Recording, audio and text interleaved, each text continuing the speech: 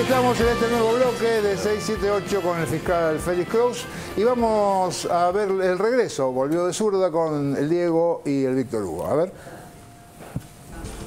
Cuando el mundo está al revés, mejor pegarle de zurda. Cuando el mundo está al revés, mejor pegarle de zurda, con un bombazo que aturda y que defina en un gol. Empezó la segunda temporada del programa que conducen Diego y Víctor Hugo, y la poesía y la emoción ya comienzan a apoderarse de la escena. Anoche entrevistaron a los 5 cubanos liberados tras el acercamiento entre Cuba y Estados Unidos, con decisivo rol del Papa Francisco. La inocencia de esos patriotas es total.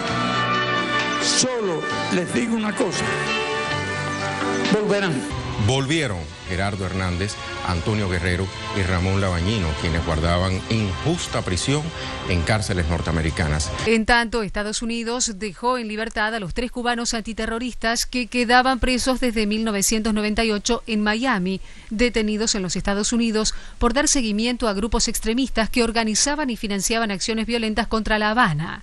Los 2 primeros de un grupo de 5 ya habían sido liberados tras cumplir condena. En Estados Unidos cualquier profesor de Derecho te dice que aquel juicio que condenaron a los 5 fue un mamarracho impresentable. Lo que nos conmovió que fue los 5 héroes que estuvieron presos injustamente en Estados Unidos.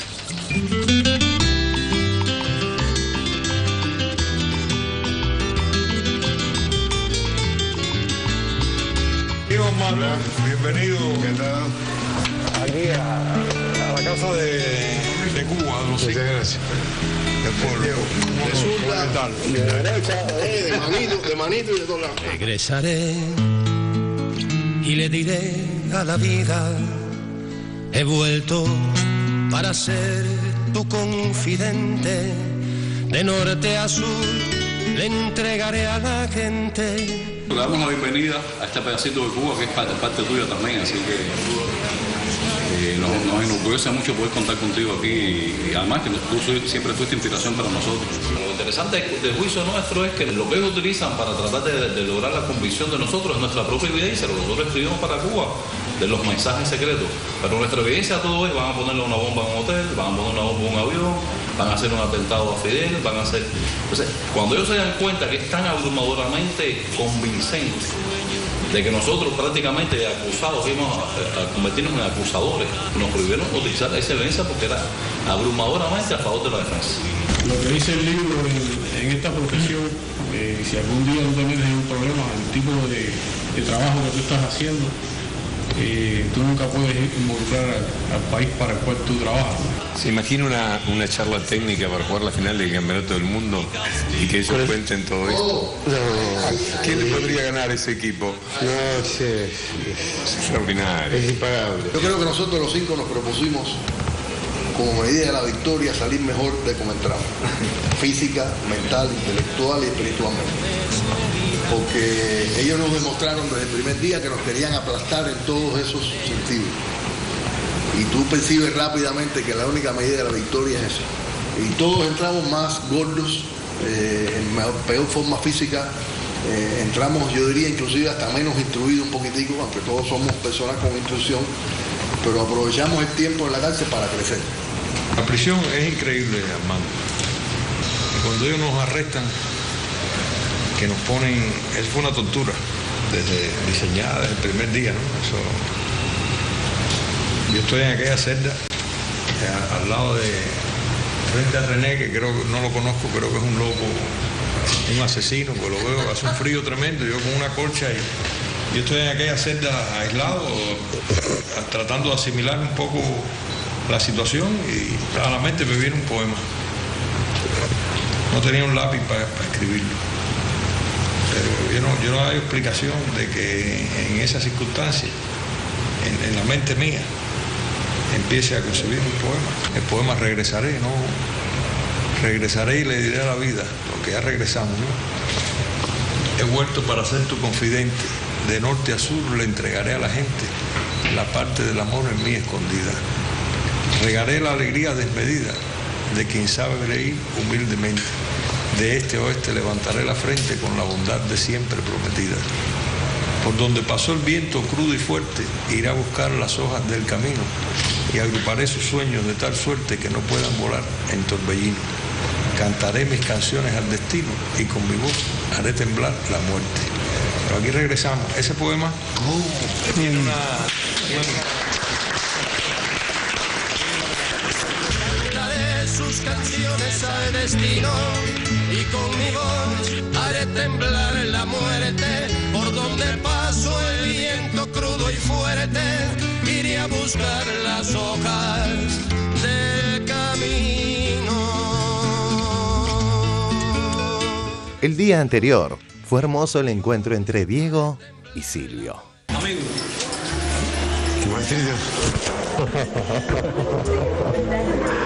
Gracias por cantar lo que cantas.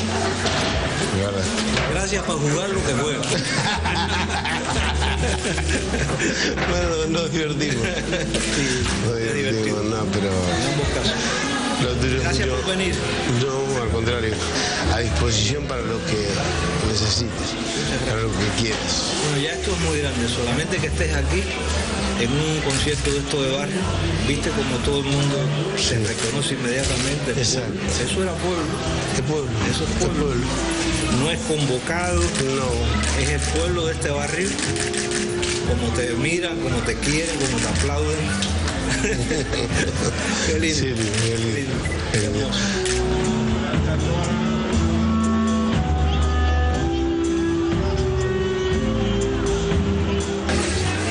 A Diego Armando Maradona, del pésimo futbolista que le armé.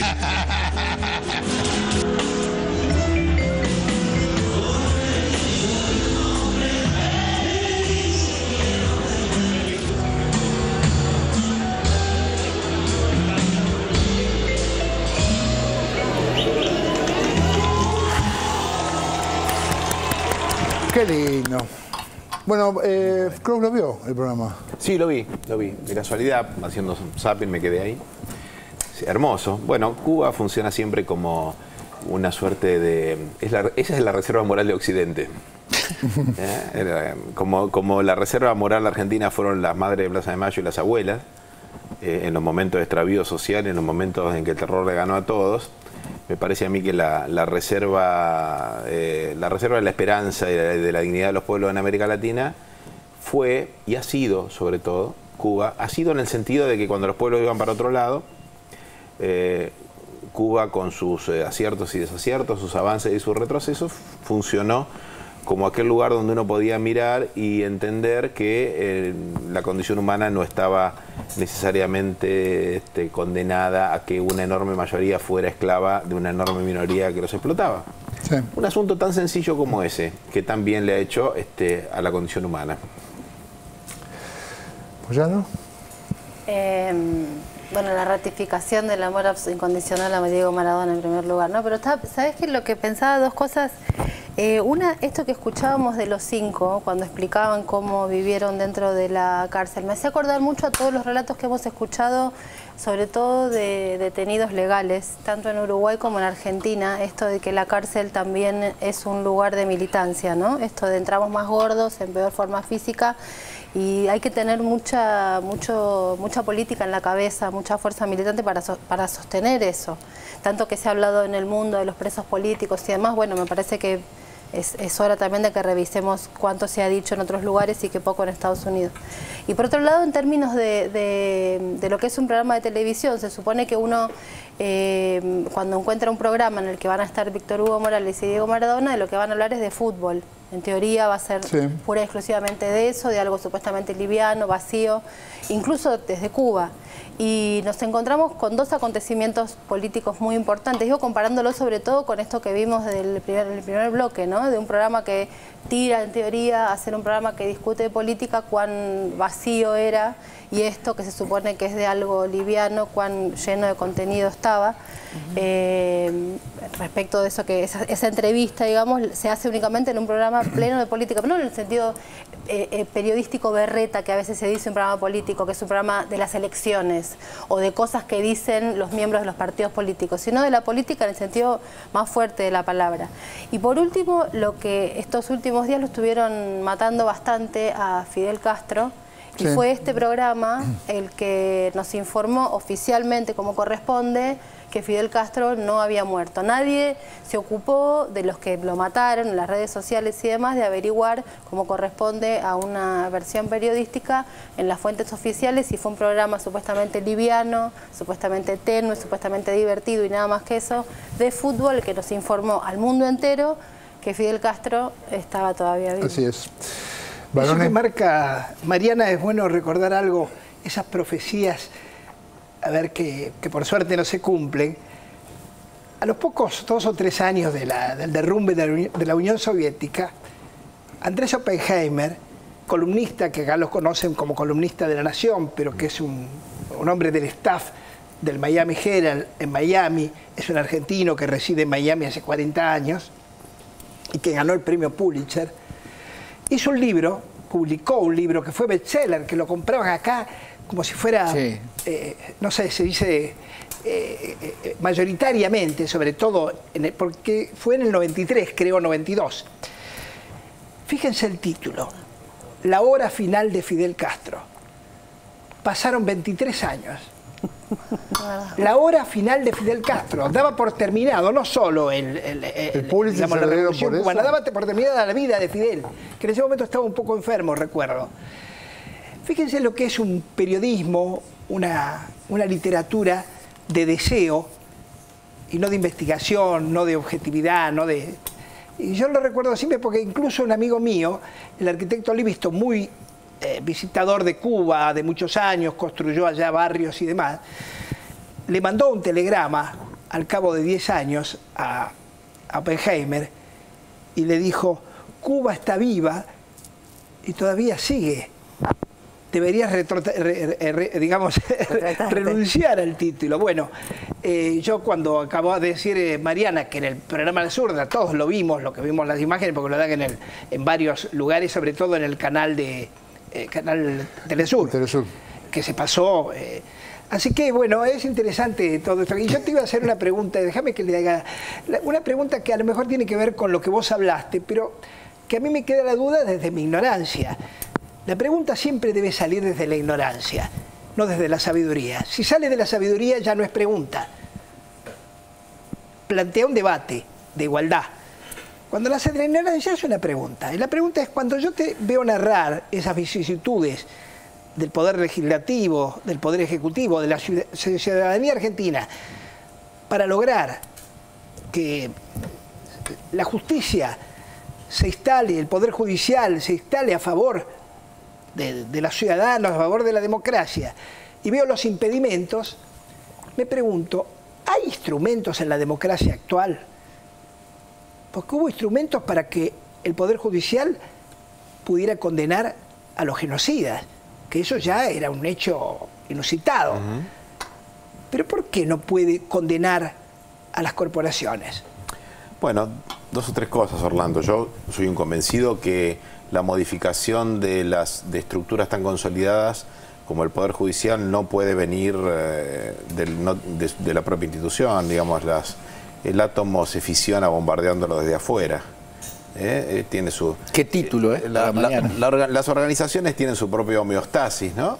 Su equilibrio interno, por supuesto, para pervivir, para garantizar su supervivencia, no para servir a las organizaciones de servicio que han dejado de servir, sobreviven precisamente con este sistema de equilibrio interno que hace que, bueno, pervivan en el tiempo y disimulen su propia condición. Lo que hoy está en disputa es esa propia condición, y eso es una gran noticia.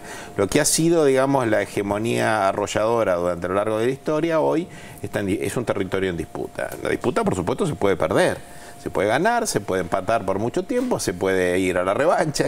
Estos son caminos de ida y vuelta. El sistema de enjuiciamiento que tanto nos enorgullece es un camino, es ha sido y fue un camino muy arduo. Y no contra el talento de los defensores o con la recolección de la prueba. Los defensores hicieron su trabajo, yo no voy a cometerle el mal gusto de calificar el trabajo de los defensores. Las pruebas hubo bastantes, algunas fueron difíciles de conseguir y la mayoría estaban ahí a la mano, simplemente había que querer hacer el trabajo porque una estructura organizada de poder entrega así las pruebas, faltarán nombres, faltarán sutilezas, pero la masacre masiva es precisamente algo que deja huellas por todos lados, aún en la burocracia. Pero el principal obstáculo que hubo para los juicios fue el Poder Judicial. El Poder Judicial fue el actor más reactivo a que los juicios se llevaran adelante y en algún momento me parece que fueron cediendo a estas presiones. También los actores mediáticos, hoy por hoy aún los diarios hegemónicos no tienen una política sostenida y sistemática contra los juicios. La Nación de vez en cuando larga alguna editorial así de regresión a la teoría de los dos demonios, pero ni siquiera lo hace de un modo permanente y ni siquiera lo hace de un modo homogéneo en todos sus escribas. En algún momento se dieron cuenta que tenían que entregar a los matarifes, ¿no? Entonces le soltaron la mano. Pero la democracia, perdón, Carlos, no tengo miedo de dejar la idea sin cerrar. La democracia no tiene herramientas dentro de esas instituciones para modificarlas. Hasta que el poder político decidió conducir políticamente las Fuerzas Armadas, no pudieron ser depuradas. Hasta que el poder político no decidió conducir políticamente las fuerzas de seguridad federales, que son las conducidas políticamente, no pudieron ser renovadas. Esas dos instituciones están reconciliándose con la ciudadanía porque tienen una conducción de quienes tienen la legitimidad política de haber sido elegidos por el pueblo y que juegan además su propio prestigio y su propia continuidad en esa que es su vocación de conducción. Esto es construir mayor democracia. El Poder Judicial está lejísimos de eso, pero esto está abierto en este momento. Y esta es la disputa macro entre una alianza de las hilachas de la vieja aristocracia y un lumpenaje que han formado una lumpen magistratura y otros sectores que en esas grietas que abrió la democracia con un sistema que permitió ingresar a otros actores que no quieren formar parte de ese linaje, estamos ahora en una disputa sobre la composición del sistema judicial. Ahora sí, Moca. Sí, quedé medio entre dos temas, quiero decir, de los dos temas, porque me parece que de ambos son muy interesantes. Sobre esto solamente una cosa, creo que el rechazo, la declaración de inconstitucionalidad por parte de la Corte Suprema de buena parte de lo más fuerte de las leyes de democratización del Poder Judicial, plantean un horizonte inevitable de discusión sobre una reforma constitucional. Es decir, hay un problema de la cuestión del poder, la cuestión de la división de poderes en un país donde entre precautelares, cautelares, dentro de poco va a haber postcautelares, hay leyes estratégicas, decisivas, por ejemplo la de medios audiovisuales. La de medios audiovisuales lleva 5 años, ¿no? Y el último movimiento fue nada menos que de la Corte Suprema, no facilitando el per saltum por las maniobras dilatorias de Clarín. Me parece que ahora que no se puede entender la reforma constitucional con un sentido secundario, sino que estamos hablando del tipo de la organización del poder en la Argentina, me parece que es bueno eso. Y la otra cosa es destacar de este bloque el carácter de embajador popular de Diego Maradona, ¿no? Ese nexo entre un proyecto político, un proceso histórico como la Revolución Cubana y la simpatía de centenares de millones de personas por la figura de Diego Maradona, creo que es un nexo importante, beneficioso, y me parece que hay como un punto de inflexión en la mirada sobre Cuba. Yo quería adherirme a lo que decía Félix antes, cuando se refería a este bloque, porque la Cuba denostada de los años 90, que mencionaba incluso Barone con la referencia a Oppenheimer, la Cuba aparentemente sin salida, hoy es una Cuba seguramente llena de temas para resolver, lleno de problemas para superar, pero una Cuba que se reinsertó de una manera interesantísima en América Latina. Cuba hoy ya no es una especie de mancha misteriosa y problemática. Cuba es parte del ALBA, Cuba tiene relaciones excelentes con el Mercosur, con la UNASUR. Los que jugaron a la muerte de Fidel y a la muerte de la Revolución Cubana son los que tendrían que decir, tendríamos que decirles tantas veces nos mataron, tantas veces desaparecimos, pero ahí está la Revolución Cubana y ahí está al lado, rodeada de los pueblos de América Latina, y ahí están ellos que, como ya no pueden decir que se termina el proyecto cubano, lo matan imaginariamente a Fidel. Muy bien, bueno, de Cuba nos venimos para Radio Mitre. Vamos a ver cómo los medios mentirosos sacan de contexto a Florencia Saintud todos los días. Vamos a verlo. El peor insulto a los periodistas asesinados en Francia y a la libertad de prensa. Sigue el ataque, y con mentiras, a Florencia Saintud.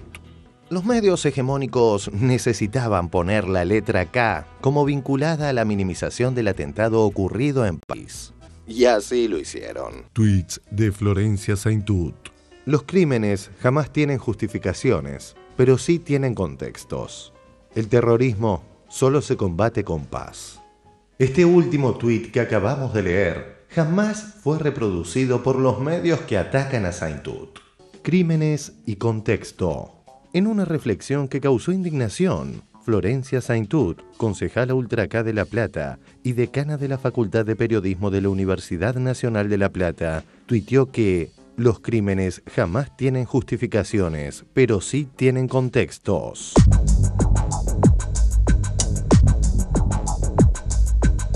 ¿Ustedes recuerdan a Florencia Saintud? Sí, claro. Que ha hecho varios comentarios desafortunados en varias oportunidades. Sí, es fácil darse cuenta cuando ella dice una barbaridad. Si mueve los labios es que está diciendo una barbaridad. Acaba de decir que los crímenes jamás tienen justificaciones, pero sí contextos. No para, no tiene paz. No para, no tiene paz. Eso es lo que piensa buena parte del gobierno. De alguna manera justifica. Ibarrero estaba en la cocina y era un contexto. Ibarrero estaba en la cocina y era un contexto. El fin justifica los medios, Marcelo. O estás de un lado o estás del otro. Vamos a ver, por ejemplo, el contexto cuál es. Que estaba mal hacer chistes. Claro. Yo le sugeriría a esta señora que pare acá, ¿no? Que no continúe, porque me parece que es una ofensa. Que evite hablar. Sobre todo en este momento. Podemos en todo caso analizar este problema del contexto dentro de 15 años, pero en este momento está el mundo consternado. Mataron a un Rolo Villar francés. Mataron a un Rolo Villar francés. Muy penoso lo de esta Saintud. Lo de esta señora. Muy penoso. Ayer Florencia Saintud tuiteó: los crímenes jamás tienen justificaciones, pero sí tienen contextos. Queda como que, bueno, de alguna manera se justificó o no me llama tanto la atención que pasa. Sí, claro. El problema ahí es el pero, digamos. No resiste ningún tipo de contexto. Es una repulsa directa. No deja de sorprenderme la cantidad de disparates todos juntos, arrollados, para decir allí hay monstruos que no pueden opinar. A nadie se le ocurra decir nada ni pensar nada. Me parece que reivindico el derecho a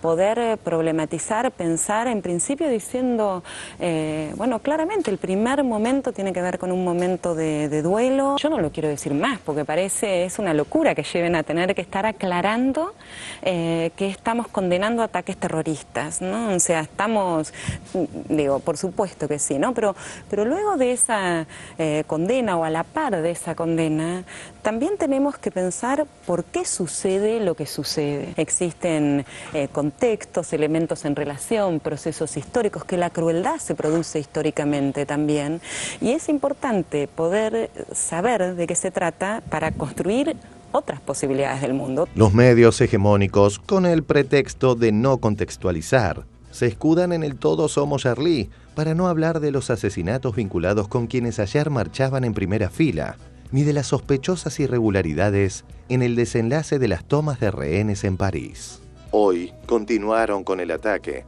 sacando de nuevo de contexto a la decana. Florencia Saintud, que había escrito este tuit tan controvertido el día viernes, llegó a decir que la libertad de expresión hay que ponerla en debate.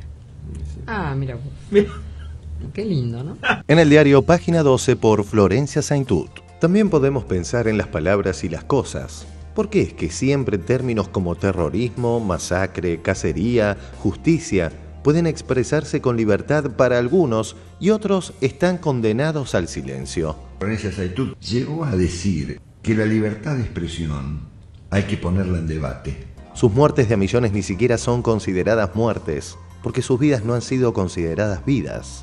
¿Por qué para el sistema de medios hegemónicos no vale la pena informar sobre ellas? Antes de Florencia Santut para ser decana, yo realmente los desconozco. Era la mujer del anterior decano. Pero por vía cámica no se asumen en la academia. Es un poco bruta por cómo opina.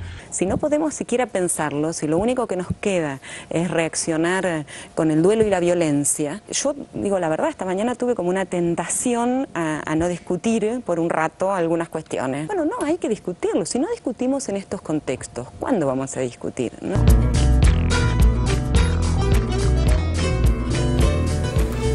Bien, qué gente linda, ¿eh? A ver, Sandra Russo, cuéntame. Sí, sí, siguieron con Florencia. El sábado Roa también hizo un editorial, hoy, pero yo creo que va mucho más allá de Florencia Santut. En realidad, hoy si veías TN a la tarde, cada media hora sigue la polémica por el tibio comunicado del gobierno argentino, ¿no? Tibia condena, o sea, es por elevación. Y es realmente, me parece, un ejemplo de lo que decíamos en el otro bloque, ¿no? Ellos decían, Roa decía el sábado, por ejemplo, que los K quieren acomodar el relato. Y lo que están haciendo ellos, hablando de el núcleo del problema es la libertad de expresión, porque son ellos la libertad de expresión. Entonces hay que lamentarse por la libertad de expresión y acotar el tema a la libertad de expresión para que ellos puedan sacar algún beneficio. En realidad Clarín está usando a los muertos franceses, a las víctimas del terrorismo, para su propio beneficio argumental. Y son los menos indicados ese grupo para hablar, como decíamos el otro día, de la libertad de expresión, porque como grupos nacieron gracias a que acabó una dictadura que les permitió apoderarse de papel prensa, con lo cual no tienen autoridad moral para hablar de libertad de expresión. ¿Alguien quiere agregar algo? Yo quería una cosita. El domingo, una nota, varias muy buenas en página, una de ellas de Martín Granowski.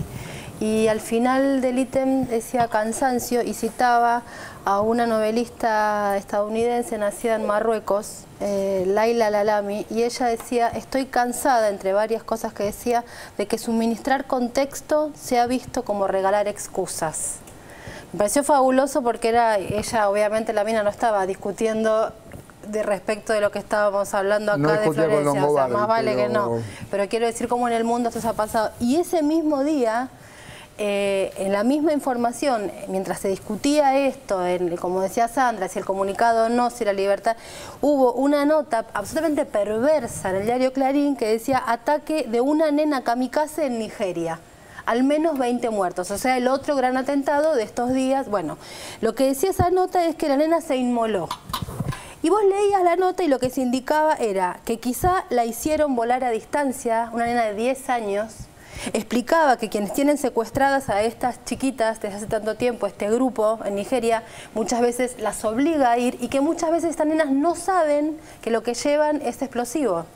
La nota explicaba todo eso, sin embargo, en el título se burlaban de una criatura de 10 años, de una nena, decían que se había inmolado y no explicaban. Justamente porque no tenía contexto esa nota, es que lo que quedó es que había una nenita kamikaze que iba a hacer volar un lugar en Nigeria donde morían inocentes. Dios mío.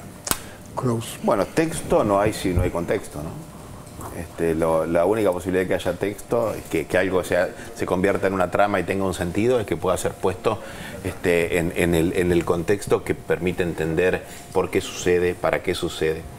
Efectivamente es muy comprensible que no se quiera, poner el contexto, porque si no ponemos el contexto no discutimos qué tan oportuno ha sido este atentado que dispara el pánico en toda Europa y que todas las sociedades aterrorizadas se vuelven conservadoras, justo cuando estamos con el ascenso de Podemos en España y las elecciones en Grecia, donde Syriza parece que las va a ganar. Digo, es un atentado absolutamente funcional a este tipo de movimientos. Esto hay que decirlo, y además nadie debe tener temor de hablar, porque bien lo dice Florencia Santut en un determinado momento. Cuando el analista pierde toda ética y pone en tus palabras un sentido que vos jamás pusiste, especula sobre tu finalidad y comunica reproduciendo a sus propios oyentes lo que vos nunca dijiste ni quisiste decir, el primer movimiento es me callo la boca, porque bueno, hay que tener un temple muy fuerte para soportar operaciones de semejante inmoralidad. Pero hay que seguir hablando, porque me parece que hoy estamos viviendo en un momento donde la política está tan inserta en este ágora mediática, en el cual estas operaciones de terrorismo textual, de terrorismo comunicacional, deben ser respondidas con política comunicacional, que son, al fin y al cabo, políticas de contrainformación, porque si no, quedamos todos sujetos a que la alternativa es la difamación o el silencio, y en esa trampa aún para autopreservarnos no podemos ingresar. Hay que seguir hablando. Vamos a hacer un corte y ya volvemos. Otro ritmo nuevo que yo quiero me ayudes a escuchar.